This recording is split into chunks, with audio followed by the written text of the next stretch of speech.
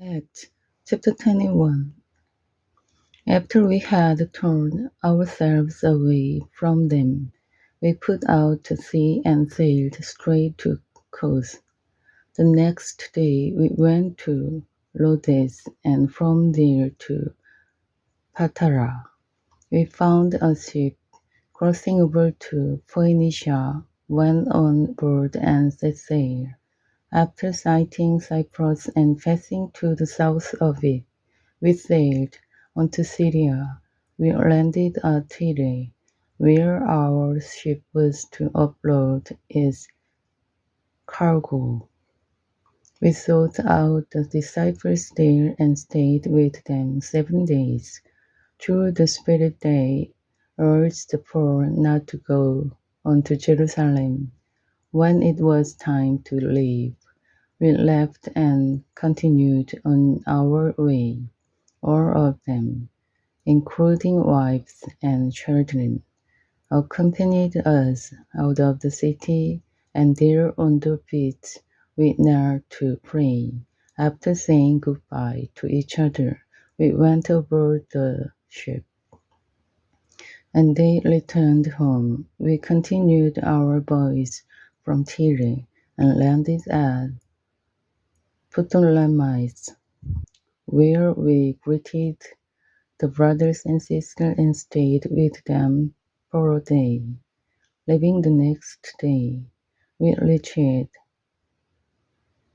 Caesarea and stayed at the house of Philip the evangelist, one of the 7.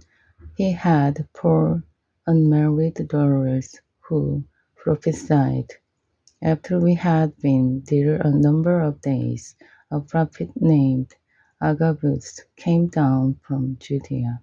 Coming over to us, he took Paul's belt, tied his own hands and feet with it, and said, "The Holy Spirit says, in this way the Jewish leaders in Jerusalem will bind the owner of this belt and will hand him over to the Gentiles."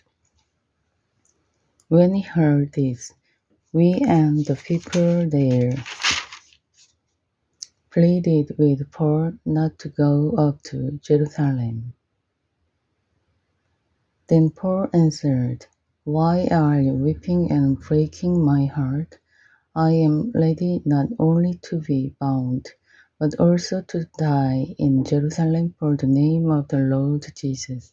When he would not be dissuaded, we gave up and said, "The Lord's will be done." After this, we started on our way up to Jerusalem. Some of the disciples from Caesarea accompanied us and brought us to the home of Mnason, where we were to stay. He was a man from Cyprus and one of the early disciples. When we arrived at Jerusalem, the brothers and sisters received us warmly. The next day, Paul and the rest of us went to see James, and all the elders were present.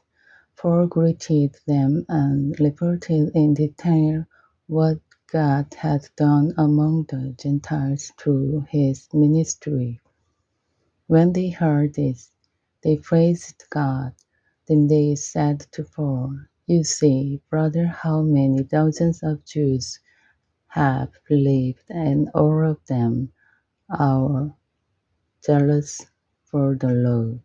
They have been informed that you teach all the Jews who live among the Gentiles to turn away from Moses, telling them not to circumcise their children or live according to our customs. What shall we do? They will certainly hear that you have come. So do what we tell you. There are poor men with us who have made a vow. Take these men, join in their purification rites, and pay their expenses so that they can have their heads shaved.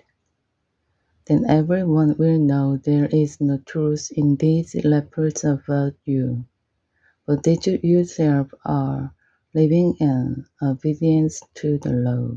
As for the Gentile believers, we have written to them our decision that they should abstain from food sacrificed to idols, from blood, from the meat of strangled animals, and from sexual immorality.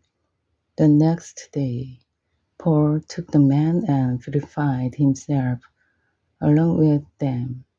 Then he went to the temple to give notice of the date when the days of purification would end, and the offering would be made for each of them.